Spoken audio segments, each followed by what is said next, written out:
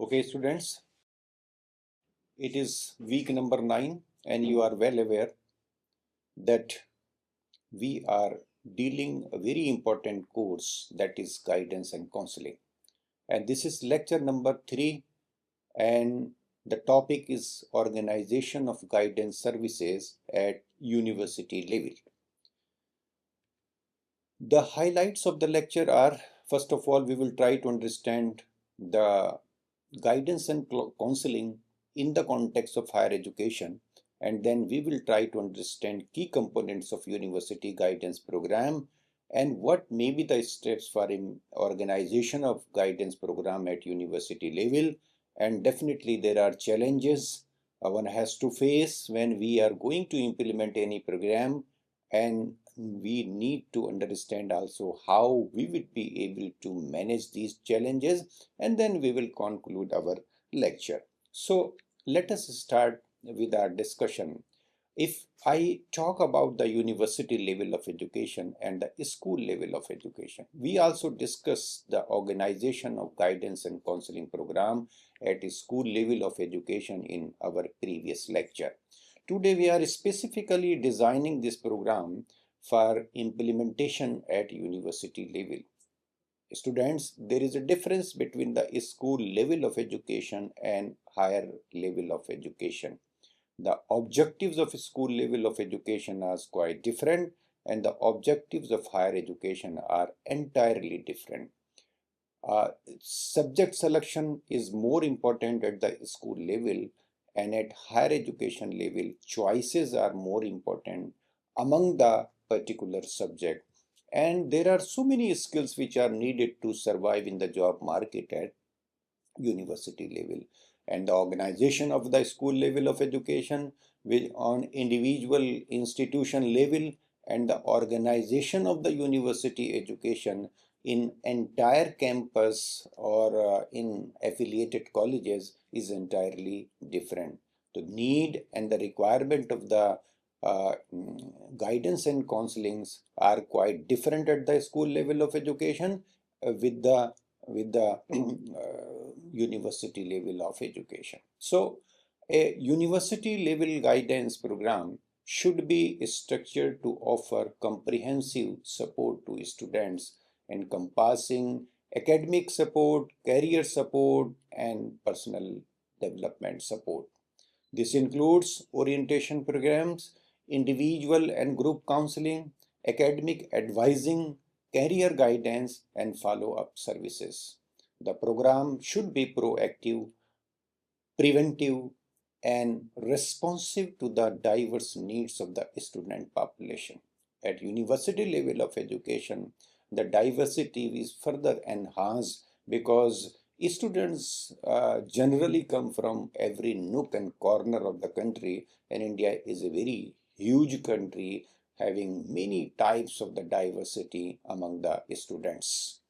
So diversity is quite important at higher education level. There are certain key components of the university guidance program, and we need to understand these components and implement these components in assisting the students who are studying at higher level of education. Where we are talking about the higher level of education, we are talking about the uh, colleges and the university level of education. Orientation program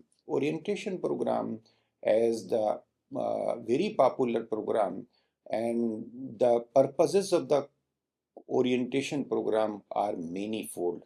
These orientation programs are also being used for the professional development of the teachers, and they are basically used or organized in the beginning of the university session for providing some basic knowledge to the students.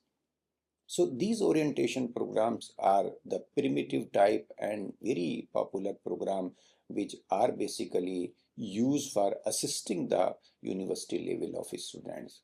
These programs introduce new students to university life, resources, and academic expectations, because students are coming from a school level of education where they totally depend upon the education of the teachers, and a fixed course curriculum is adopted there, which is present in certain standardized books published by the NCERT.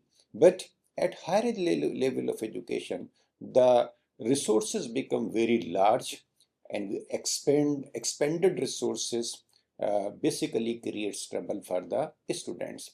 And there are so many facilities available in the universities and in the department, and it is essential for the entrance, new entrants to the university. Okay, what are those facilities? What is the life of the university? What are the resources available in that universities? And what is expected? What academic expectations are there which you have to fulfill being a student of higher education? So they may include campus tours, visiting to the different departments and the different facilities like library facilities, like sports and guidance and counseling facilities, and health services, cultural programs, and many more.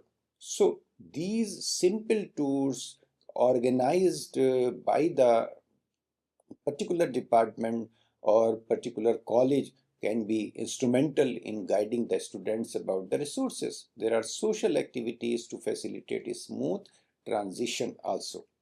So after orientation, individual counseling program is also adopted at higher level of education. Individual counseling provides personalized support for a student facing academic, personal, or career related challenges. Counselors help students develop coping strategies, explore options, and make informed decisions. There are many issues and the problems which are related to the personal life of the students, or they emerge at the university level, because students, if coming to any university which is a residential university, they are leaving their home, that is the comfort zone, and entering to the university life. They are becoming self-dependent here, and no support from the parents is available there in managing their all kinds of comfort which they are habitual of receiving at their home.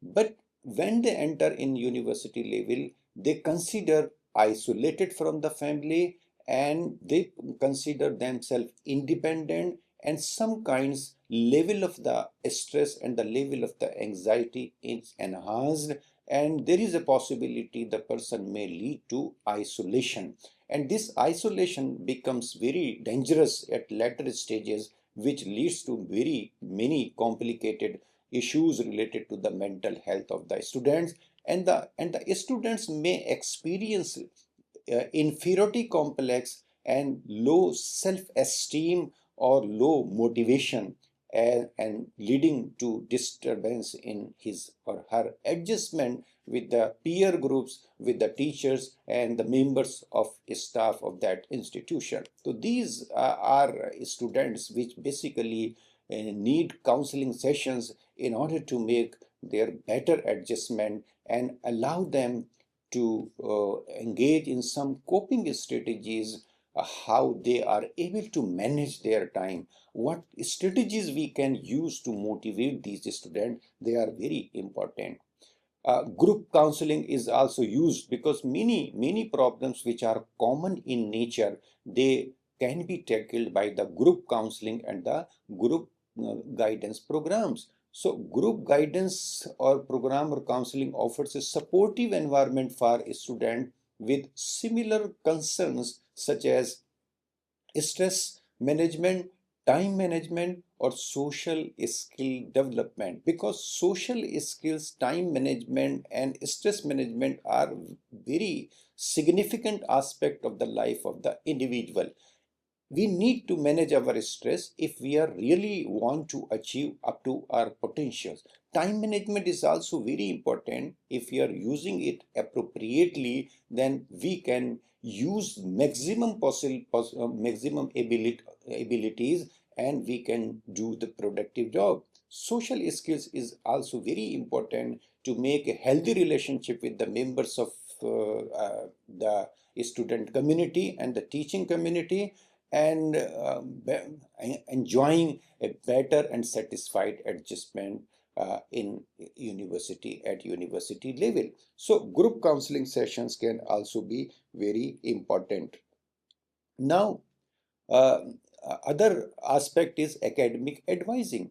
Academic academic advisors provide guidance on course selection, degree requirements, and academic progress. They help students develop academic plans aligned with their goals and interests. The plans, academic advising means that we are advising the student to set their goals and plan as per their interests and as per their available or inherent capacities. It is also related to the academic progress. Career guidance is also a very important aspect at university life. Career services help students explore career options, develop job search skills, and connect with potential employers. This includes career counseling, resume and interview preparation, workshops, and career fairs. So such kinds of opportunities become instrumental in infusing confidence among the students. Career is waiting for us. They can decide their career. They can learn the skills needed to that career. They can make preparation to enter that career, and they can understand what kind of tasks will be expected from them in future. So these career guidance becomes very instrumental for the assistance of the student. Follow-up services are also very important uh, because these services assess the effectiveness of the guidance program and provide ongoing support to students. This may involve surveys, interviews, or tracking student progress. A comprehensive program of follow-up services is very important, and follow-up services basically depends upon the evaluation of the objectives of the program, or the impactful studies can be conducted by using interviews, surveys, and understanding the learners' job opportunities and their job satisfaction over there. Referral services are also very important at university level. It is also one of the key component. When students require specialized support, counselors can refer them to appropriate resources such as mental health professionals, disability services, or academic support centers. There are specialized services available in the universities. If they are not present in any particular department, then the assistance of other departments can be taken by referring the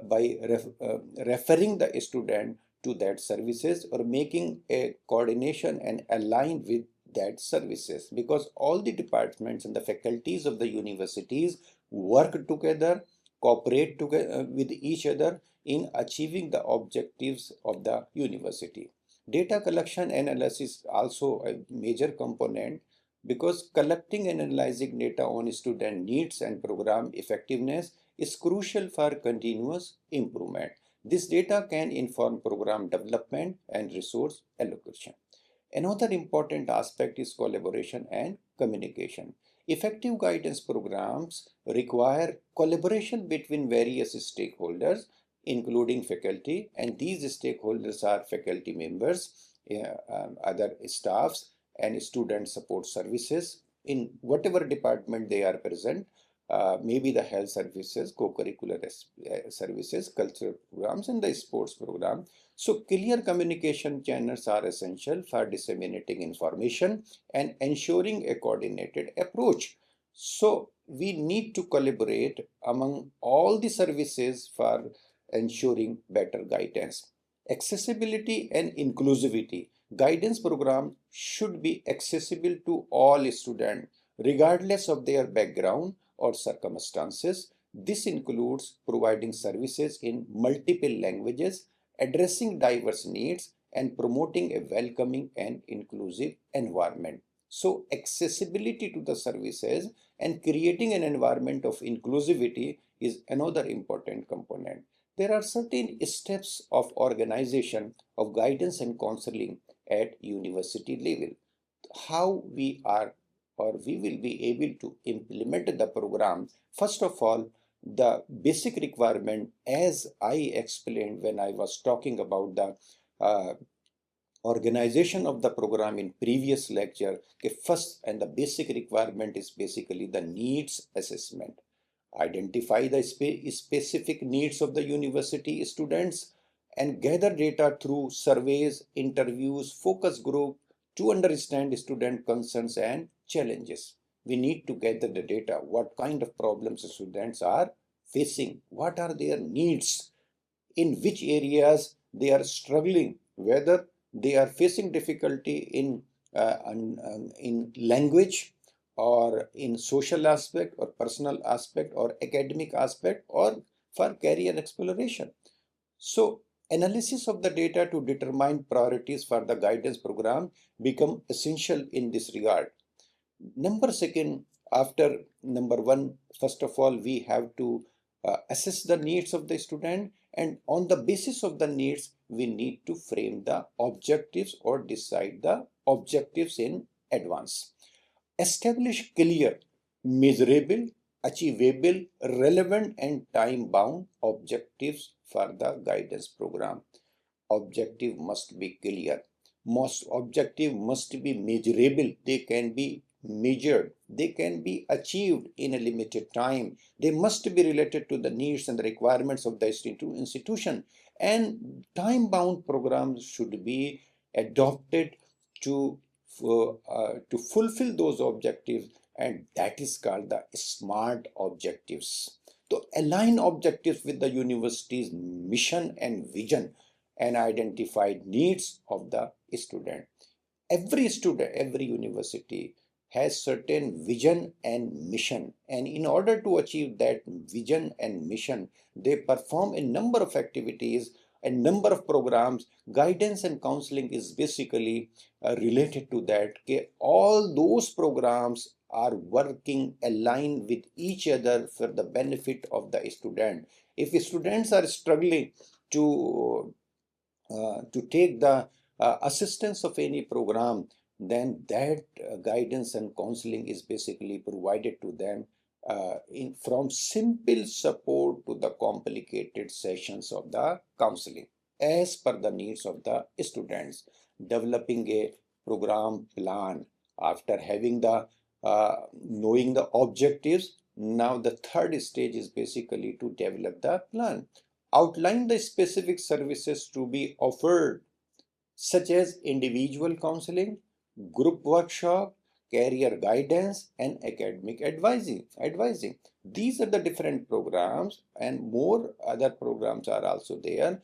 We need to develop these programs, planning for these programs, and then determine the structure of the guidance services, including staff, resources, and physical facilities. We also need to understand what kind of facilities in terms of the human resources and the material resources are available in the universities. So program should be according to that. Created a detailed timeline for implementation and ongoing activities.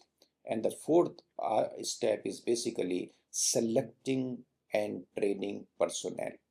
Recruit qualified and experienced counselors, advisors, and support staff.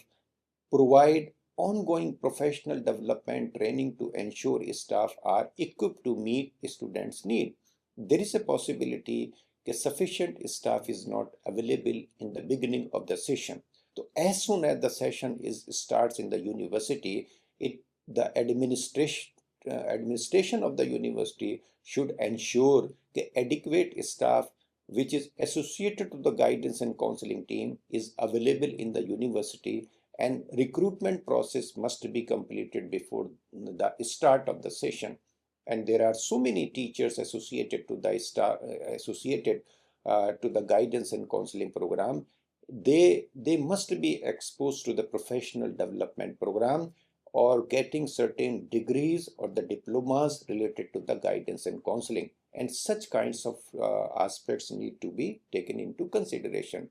Implementing the program, establish clear communication channel to inform students about the guidance services. Provide a welcoming and accessible environment for students to seek support.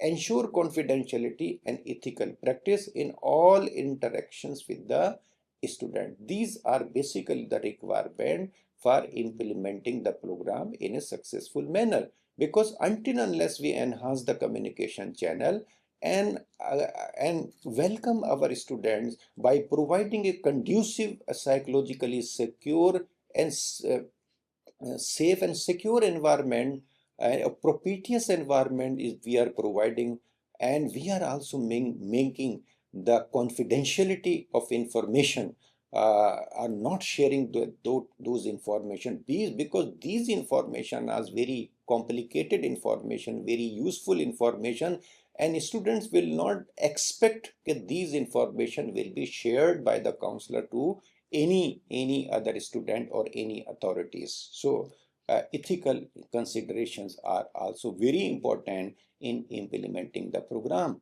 And the next part is basically evaluating the program. Regularly evaluate the effectiveness of the guidance program.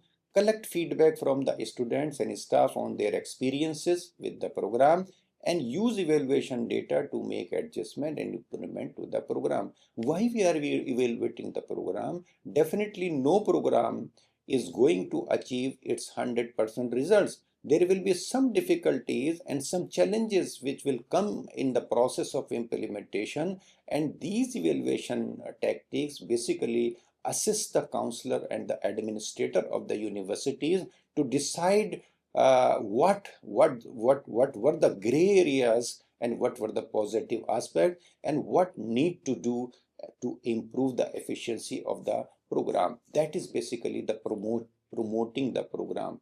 Actively promote the guidance services to the entire student population by utilize various communication channels such as university website, social media, and campus events. Because use of these counseling services, guidance and counseling services is very important. If students are not aware, then the overall objective of the program will not be achieved.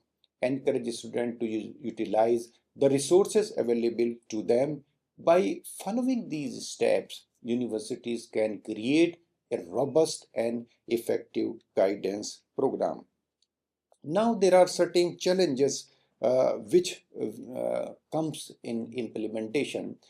Organizing guidance and counseling services at the university level faces several challenges, including inadequate funding, lack of trained personnel, and insufficient awareness among students about about the availability and benefits of these services.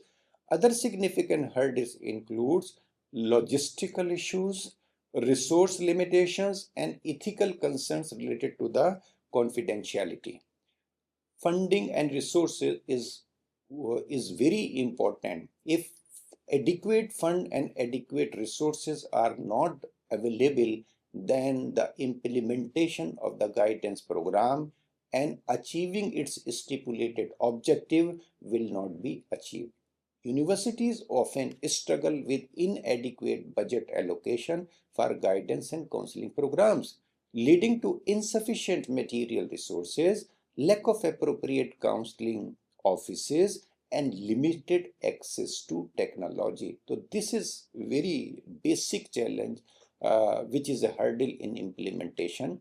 Trained personnel are also not available. There is a shortage of the qualified and the trained counselors in the universities, and some may not have the necessary expertise to address the diverse needs of the students. Guidance and counseling is basically a new and emerging area, and people are not aware about the job opportunities available in these areas. That is why more particularly at higher education level, where the PhDs and the master's levels are needed to guide the university level of a student, so such kinds of the trained people are personnel are not available. That creates a challenge. Awareness and accessibility. Many students are unaware of the guidance and counseling services and may not understand their potential benefits, hindering their willingness to seek help. So if the people are not having the awareness, it means their accessibility is limited or fully not there. So if accessibility is not there, in absence of the awareness, lack of awareness, then it is a great challenge. We have to do certain tasks in this area also. Time constraints are also there. Counselors often face time limitations due to teaching and other responsibilities, making it challenging to dedicate sufficient time to individual student needs. So time constraint is another important aspect. Another challenge is logistic issues. Difficulties in accessing counseling facilities, scheduling appointments, and coordinating services can also pose many obstacles because one has to collaborate and cooperate with the other department, and some logistical issues are bound to happen if the plan is not prepared well, and having making all kinds of cooperation and preparedness, then it will bound to face difficulties related to the logistical aspect. Confidentiality and ethical concerns are also a great hurdle because maintaining confidentiality and addressing ethical dilemma, especially in sensitive cases, can be challenging for the counselor. He or she has to discuss that problem with other people in order to provide real counseling and real support to the student. So at many times, the confidentiality and ethical concerns are bound to face by organizers of the program. Rational issues, negative attitudes from students, staff, or administration towards counseling can hinder its effectiveness and create a challenging environment for counselors. Cultural sensitivity is also an important aspect. Counselors may face challenges in understanding and addressing the diverse cultural backgrounds and needs of the student. He or she may not be able to understand the cultural needs and the requirement of that population, and the counseling will definitely face challenge in that. Lack of parental involvement is also a hurdle because many parents don't want to expose their children to the counseling sessions. Assessment and evaluation is also a problem because better assessment and evaluation for knowing the impact of guidance and counseling services is highly important, and if these services are not being taken uh, seriously, then it will also pose many challenges. How we are able to manage these challenges with in few minutes, I will try to complete the lecture. Identify and understand the constraints. What are the constraints are there? As I discussed, there are many constraints. Determine what specific constraints are hindering the program's success. Examples include time limitations, lack of resources, financial, personnel, or materials, administrative resistance, or inadequate student engagement. So, first of all, we need to identify and understand the constraints. Leverage existing resources. Collaborate with academic departments to integrate guidance activities into existing curricula or class periods, minimizing disruption to students' schedules and maximizing accessibility. Existing resources must be utilized to the best possible manner in order to minimize the difficulties. We need to use the technology because technology has a greater scope or greater reach to the masses to deliver guidance material and facilitate virtual counseling sessions, overcoming geographical and time barriers. This is very important, and this is also helpful in changing the attitude of the parents. Implementing creative solutions, we need to implement creative solution means flexible schedule can be implemented, targeted interventions can be made. So Flexible schedule means offering guidance sessions at various times and locations so that students can participate in them. And we need to understand who are basically more in need, and we are basically creating the targeted interventions, tailored guidance program for specific student population such as first generation learners, international students, or students with disabilities, addressing their unique needs. These can be done. Promote awareness and develop a support network. Promotion of the awareness creation is very important. If it can be managed if we are using all kinds of the social media orientation program and campus wide communication we are enhancing, then we can overcome this difficulty of lack of participation or access to the guidance and counseling program. Develop a support network. Establish a network of faculty, staff, and alumni who can provide mentorship and guidance to students, supplementing the formal guidance program. Support system is very important, because without the cooperation and coordination of all the people who are associated to that, means all the departments, means all the teachers, mean all the resources available in the universities, they must be utilized, and we need to create a support network where we are using the technology for this purpose. Advocate for resources. Advocate for increased funding and resources for guidance program through institutional channels and grant proposals. And we can also apply for the grant to the UGC by citing the project. This project of guidance and counseling is very significant, and some grant can be taken from the government to implement that program. And such kinds of grants are also provided. Evaluate and refine. Regularly evaluate the effectiveness of the guidance program and make adjustment based on feedback and data analysis. We have to regularly evaluate and refine the program.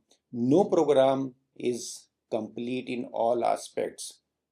It cannot achieve the 100% results. There will be definitely some problems or issues related to that. We have to handle that issue, and that is possible only through evaluation. So if we analyze the whole program of the guidance and counseling at university level, there are so many programs which are being implemented, like orientation program, career counseling, and career conferences. And then there are so many challenges which we face at the university level, and we need to meet out all the challenges. So this is a comprehensive evaluation of the program. Okay, we have prepared the objectives of the program.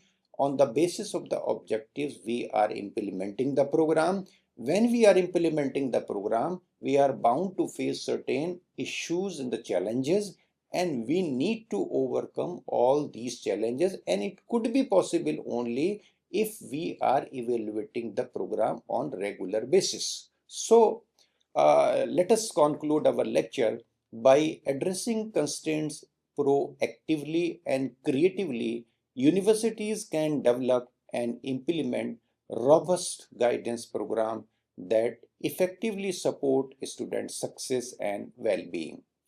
The organization of the guidance program at university level is quite challenging, as the needs of the different departments are different, and adopting universal approach may not produce desirable results. It is very important to understand that guidance program at a school level and guidance program at university level are two separate uh, tasks, and they cannot be collaborated with each other, or they cannot be considered the same.